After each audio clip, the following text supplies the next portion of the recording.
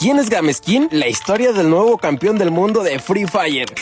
Hay personas que nacen con un sueño y otras que tienen que luchar contra el mundo entero para demostrar que ese sueño sí era posible. Hoy todos conocen a Gameskin por levantar el trofeo más importante de Free Fire, pero muy pocos conocen la historia que hay detrás de ese campeonato.